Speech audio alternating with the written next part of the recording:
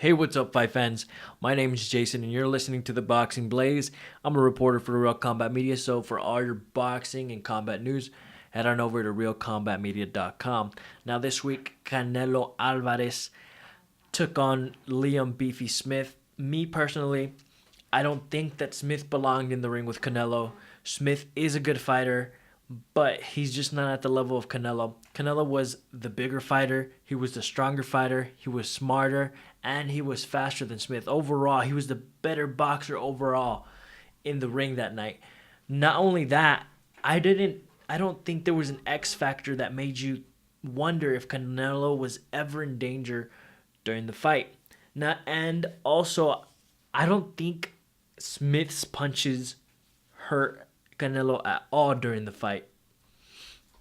During the fight, Smith got knocked down 3 times.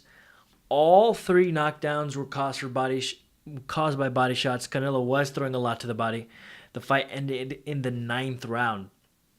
Now, Canelo did say that he had hurt his hand in the 2nd round.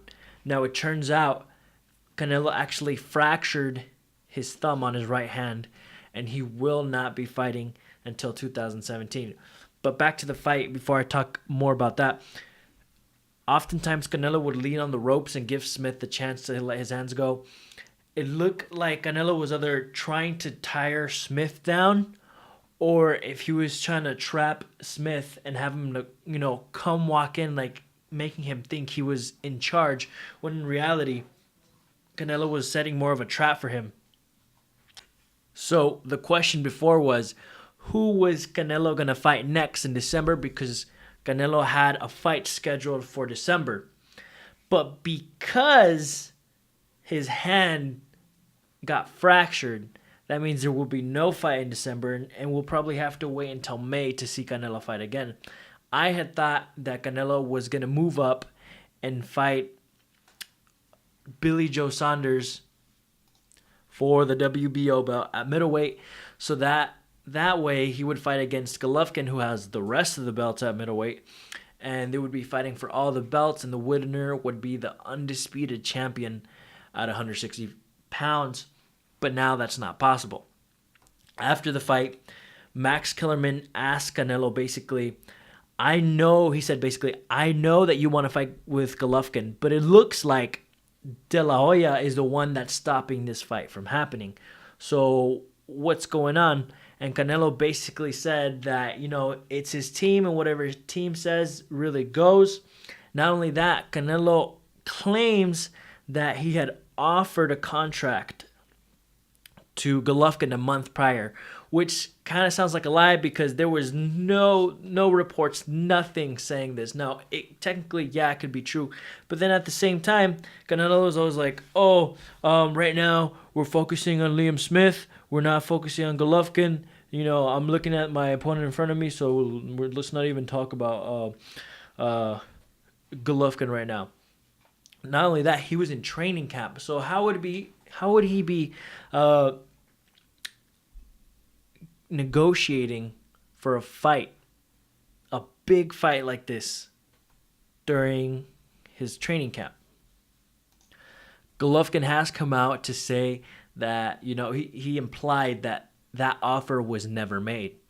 Now, what I think is going on is that Canelo's trying to offer Golovkin a flat rate. No pay-per-view numbers, no nothing. He's just giving him an 8-digit number, which is like in the tens of thousands. I'm not sure exactly how much they're offering him, but it looks like they're offering a flat rate, kind of how Floyd Mayweather offered Pacquiao $40 million, when in reality that fight was worth way more. But either way, the fight doesn't look like it's going to happen until September 2017.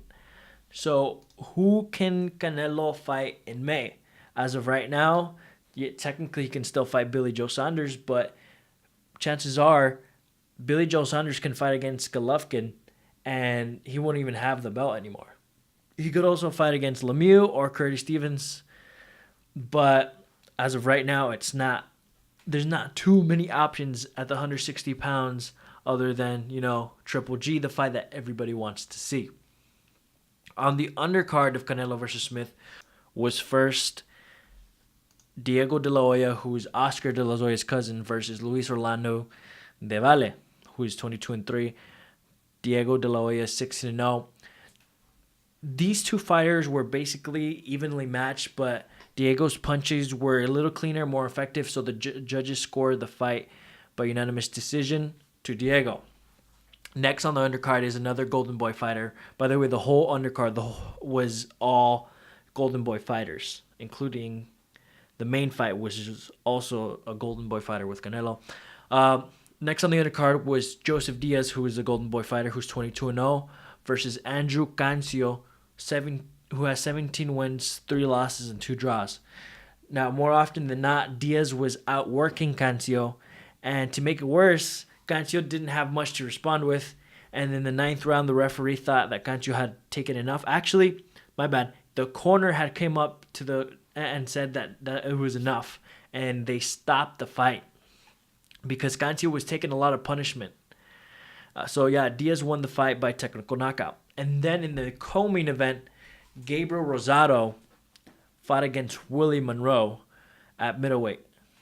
Now, Rosado had hope that the winner of that fight would get to fight against Canelo, and obviously he was thinking that he was going to beat Willie Monroe, and he was going to get the fight against Canelo. But what ended up happening was that Monroe was the faster puncher, and he was the smarter boxer overall, and he wasn't really letting Rosado touch him. A majority of the fight was Monroe waiting for Rosado to make a move, and then Monroe would counter him. Rosado wanted a fight, but Monroe likes to be in a chess match. He likes to, be in a match where brains beats bronze. The judges scored that fight a unanimous decision for Willie Monroe. Now, so if Rosado would have beat Willie Monroe, he would have gotten a chance at Canelo. But if Willie Monroe beat Rosado, does he get a chance at Canelo? No. Willie Monroe fights a lot like Lara, and it's a tough fight. So I don't think Canelo would be chasing after a fight like that, where 1, it's not fan friendly, and 2, it's a difficult fight, and 3, Willie Monroe doesn't have a title. So why take that risk and go fight Willie Monroe when Canelo can go find somebody else and fight them? But that's all I have to say for today. Thank you for listening to the Boxing Plays. Please like, comment, and subscribe to the channel. And I'll see you next time. Thanks.